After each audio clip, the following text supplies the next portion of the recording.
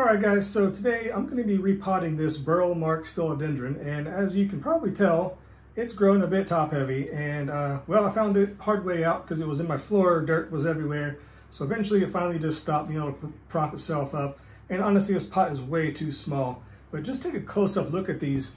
This thing is just a gnarly mess of aerial roots and new growth, and there's a spider web in there. But yeah, this plant definitely needs to be repotted, but it also needs to be propagated. So I'm going to cut this plant into several pieces, show you how to propagate it. We're also going to repot this, and I kind of go over the repotting requirements, soil mixture, things like that to help you grow amazing plants that are super healthy and lush, just like this giant purple philodendron behind me. So yeah, so let's go ahead and get into the propagation and repotting of this Philodendron Burle Marx. All right, guys, so it's really simple. When you propagate or repot any of your aeroids to be philodendron, etc., they need a what you call a chunky mix. You probably heard it over and over again. Like what I like to do is this is actually some orchid bark. This actually has some charcoal, some perlite in it. Also has some houseplant, just general purpose potting soil, plus some peat moss. So what you want to make sure you have is a nice chunky mix. So it should fall apart. Okay, now this is a little bit pre-moistened, which is also important when you repot things.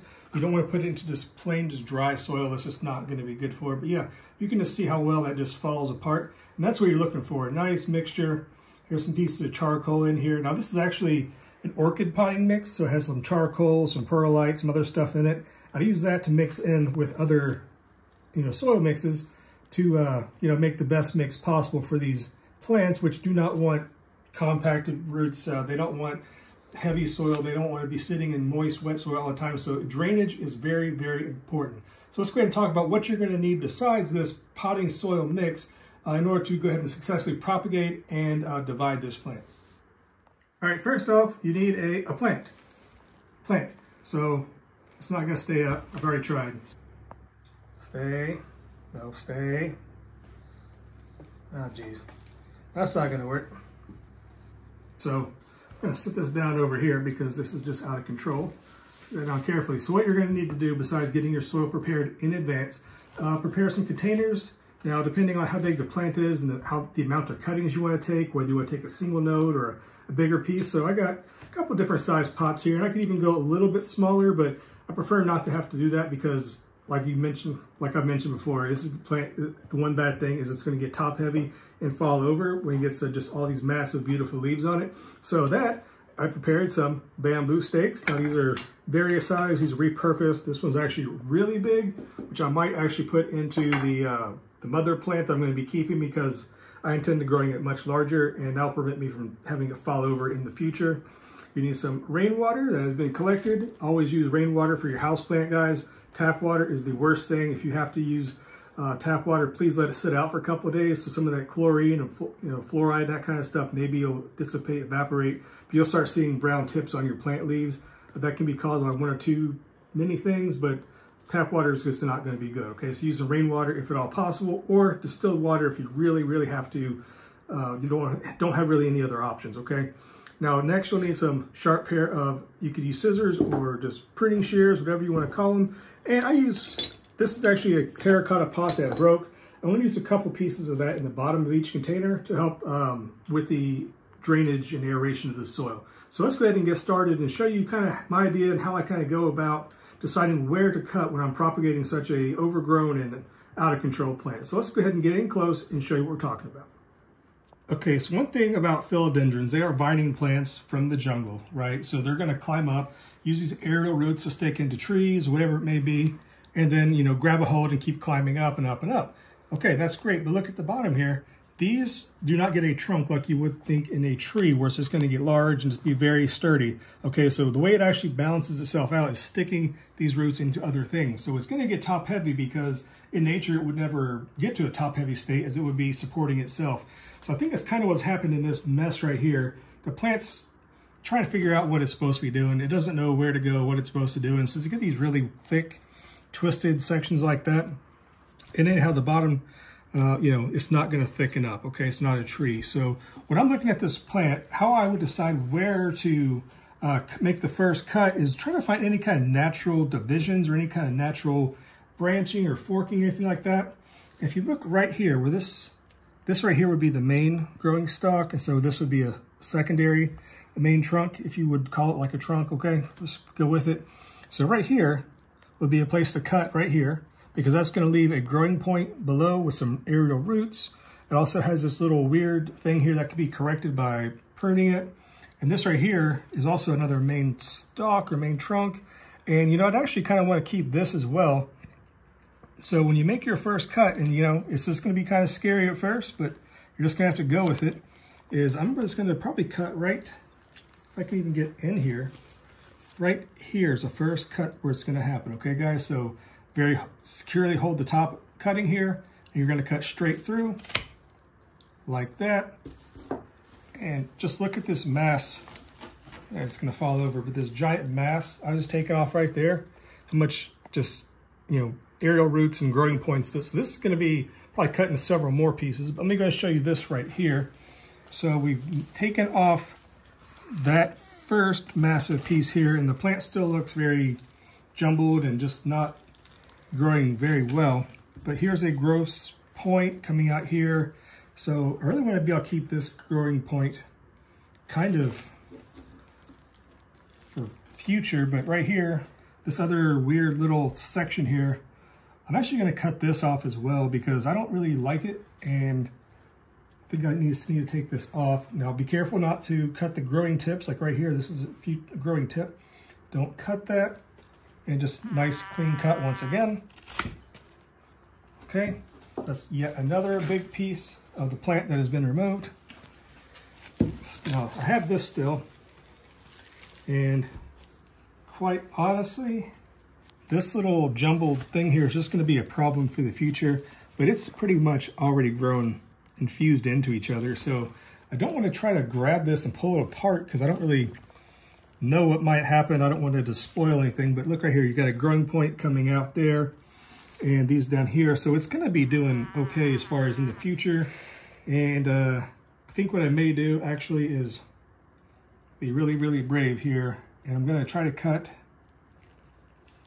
this section here off as well.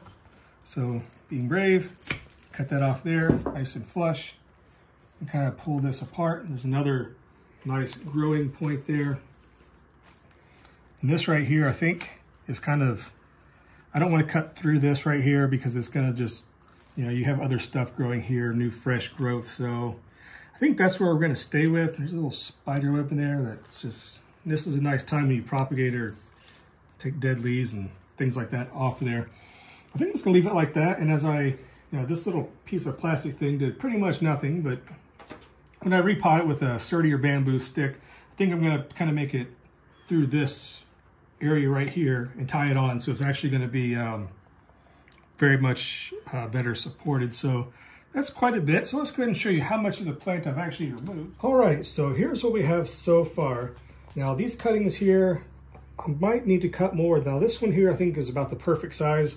We should be looking for a little bit of aerial roots. These are going to form roots that's going to help, you know, regrow the plant. It's got a growing tip here, a nice healthy top growth. You know, this is an overall what you're kind of looking for. I'd hesitate to go smaller than that unless you really, really know what you're doing or you're trying to mass produce, but you don't need to worry about that for just the average propagation. Okay, so this one here, now this actually has quite a bit of growth here and over here as well. So I think at this point, you kind of see where it's all kind of growing two different directions. That was that big jumbled mess. So I'm actually going to cut this. Now you want to make sure you keep, you know, cuttings that are going to have roots growing. So 1, 2, 3, that's probably enough. I wouldn't go less than 3 if you really don't have to. I'm just going to just kind of cut through here like that. Now this would be another great cutting. It's going to have 1, 2, this actually breaking out of the middle of this stem right there. That's pretty cool. You can kind of see the plants oozing a little bit of moisture and already cutting and starting to callus up right there. This can actually be a little bit toxic or poisonous, so really wash your hands or wear gloves. You don't really want to ingest that. It's one word of caution. Now this one here, I showed you, this has a pretty good, you know, growing potential. Now for this last one right here, this thing is just wild how it looks like this big knotty looking thing, right? So first off, find the most obvious cut point and work your way backwards. Obviously right here, you see this stem has some roots and some leaves here. And right here, it looks like that's where another root's gonna pop out. You can see right here, it's kind of coming out with these little thick spots here. So I'm actually gonna try something here, and I'm gonna kind of cut it back to, maybe back to here. Like that. So here's another cutting.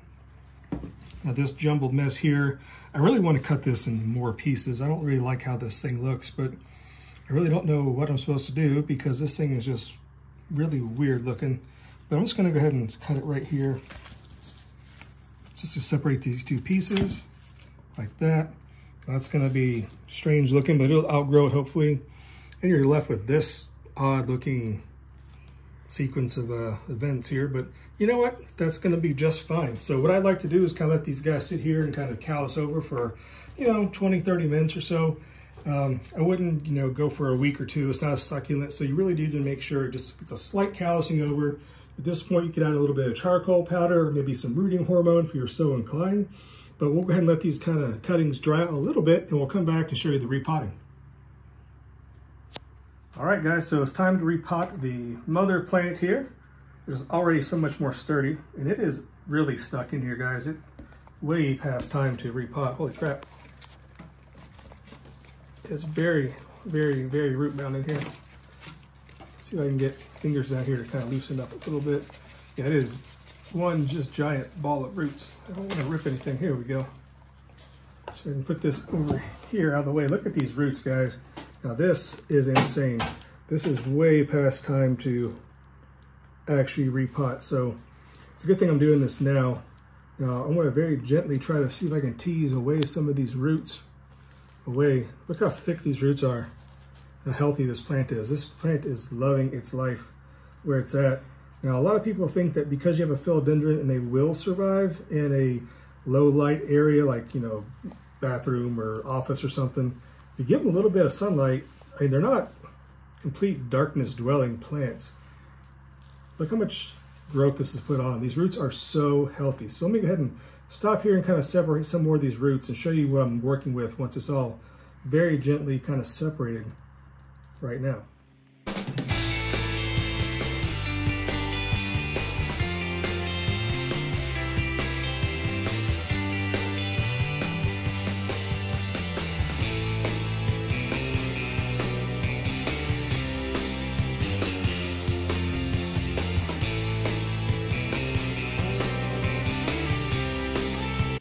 When you do this, guys, is go very, very slow. You don't need to be in a hurry. It's not something you just kind of throw together. So make sure you set aside a little bit of time to make sure you get this done correctly. So I don't really want to break too many of these roots, but sometimes it's inevitable to kind of bust up this root mass. But yeah, this plant is absolutely very, very, very root bound, and I don't want to really destroy too much of these nice, beautiful roots. Now you can look here, see how they're tan or almost whitish color? That is healthy. If they are brown and mushy, you're overwatering and it is not healthy. But yeah, see, this is a nice chunky mix here, some bark from the last potting. But yeah, so I really don't want to disturb this too much, but I think I've gotten enough of this kind of broken up that it should be able to fill out this new container very nicely and recover from this pruning. There we go. And yeah, take off and regrow very, very easily. So here we go. I'm just gonna leave it at that. Guys, I really don't want to break up this giant root ball. You do more damage than good by trying to get in there and do all of this, but look at these amazing roots. Now this is a very, very healthy root system. I'm pretty impressed at this, quite honestly. That is amazing. All those roots were in this little tiny pot. So you can see it is time to repot this thing. So what I'm gonna do now is repot in this container, which honestly, maybe you should go one size bigger, but I think right now this is going to be just fine. So I like to just take one piece of terracotta like this and put it kind of upside down like this way over the drainage hole to help promote, no water's going to stand in there and be kind of just waterlogging the plant. So get a nice little chunk of the soil ahead of time, and you get your plant kind of worked in the best you can to the new growing height. Put in there, root. There we go. So about this is where the plant's going to sit. And I just want to kind of work around it. So make sure you put down some plastic or do this out in a place you can make a little bit of a mess, because you're gonna, and that's fine. But don't really be too overly critical or overthinking this here, guys. Right now, we're literally just putting dirt inside of a flower pot. This doesn't need to be rocket science at this point, okay? So kind of shaking the plant is gonna help it get the soil work down around the roots. Kind of push it in around it with your fingers. It's doing great. Now it's kind of tipping over. Now one thing I need to do now before I get too far ahead of myself, which I knew I was gonna do, I'm gonna take this big piece of bamboo. I'm gonna get this worked in out here where I know there's no roots. If I need to look, I can. So there's no roots right through here. I'm gonna put that here for now because I'm gonna actually tie the plant to this bamboo here whenever we're done. So let's go ahead and get back to refilling with the soil and kind of scrape up some of the soil that you drop around you. So kind of keep filling this back in. Make sure you pack it in pretty tight. You want to make sure there's no air gaps, anything like that. But we will water this plant thoroughly once it is completely repotted, you see. And we're just going to keep working our way around the outside of the plant. You can kind of see that there's no more real gaps in there. But this plant is going to love this repotting. You saw how root bound it was. There's probably not a whole lot of nutrients that were left in the native soil other than just the occasional fertilizing that these plants have been receiving. So it's going to just take off, guys. So this looks like a massive pruning, and it really is. We've taken off a lot of growth, but think about it. All of those roots were supporting the massive plant, right?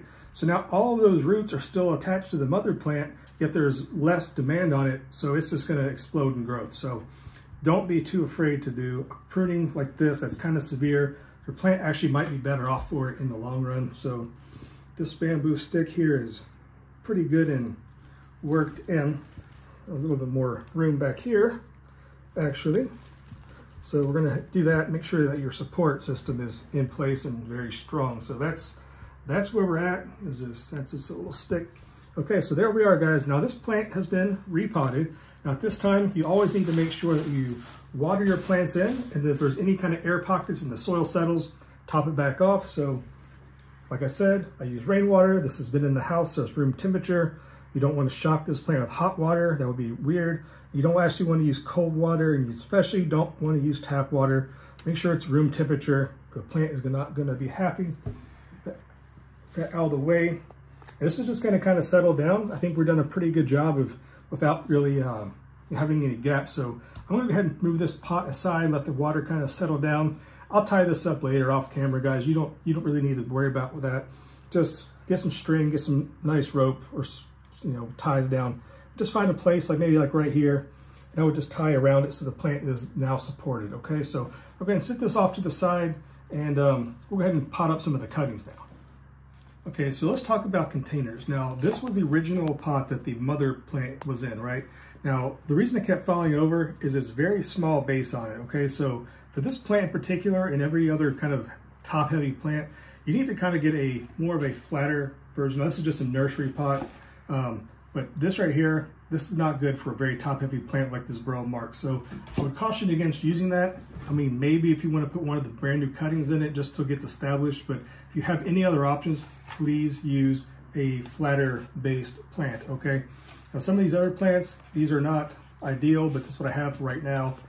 They're very, flat. I think the base on this is actually, the base on this is actually bigger than that. And these are just small cuttings, so it shouldn't be too top heavy just yet. So anyways, I would start with your biggest cutting, which is like this, and you would put it into the biggest pot. Now this is a large pot for just one little cutting. So one thing you might run into, if this pot is going to store a lot of water, okay? The soil is going to hold a lot of water. So it actually might be detrimental to have this one plant growing in here because it's just not going to, be able to absorb that much water. So be really, really careful about overwatering your cuttings, if really at all at this point, because they are just freshly cut. They're not going to be actively growing right away. So overwatering, terrible. This soil here is pre-moistened that I just showed you guys. So you can probably just go ahead and put that together, mix it all up and be ready to transplant, and then forget about it for like a week. Maybe if you start seeing it really, really, really drooping, I would bottom water the plant, put a little saucer or container under it, let it kind of wick a little bit of moisture up, just enough to keep the plant happy. I would avoid just dousing the plant, really overly saturating the soil before the plant has a chance to really reestablish itself. But these are very, very robust, very healthy, very big cuttings. So they should, with these huge roots on it, so these plants should recover really, really easily. So it's not as really important to use the terracotta in like a nursery style pot, because there are just so many holes in the bottom of this. It'd be pretty unpractical, but I mean, if you really want to, it's not going to hurt anything, but it's not really going to kind of keep all the soil from falling out the bottom, because it's just, there's just too much room for it to actually leave. So what I'm going to do here actually is I'm going to maybe put this big cutting right here and probably one of the smaller cuttings. I'll let them just share the container, and eventually I'll divide them, separate them, or maybe they'll just grow together. But this is just a temporary repot. Eventually these will be in nicer, you know, clay pots or ceramic pots or something, but this is just for propagation. So we're just going to keep these in the nursery pots, put them up in the plant room where it's nice and humid, and they're going to respond quite well. So let me go ahead and just show you this. We've already done this before, so I don't want to kind of overdo it. But same before, you just got to get a nice little base for your soil, for your plants. You know, you want it to sit about right here. So you're going to build up a little bit more of a base for these plants to kind of sit on. You can see this nice chunky mixture. That's really going to help prevent waterlogging, which is going to be very, very beneficial for these cuttings. So that's going to be right there. I kind of move these pieces out of the way to kind of help it sit more flush. And it's just kind of, yeah, that's going to fall over. So you'd add a little bit more soil around on this side, like that. I should just need to prop it up just long enough for me to, that didn't work. More, now look at this, this is interesting on this cutting. See this right here?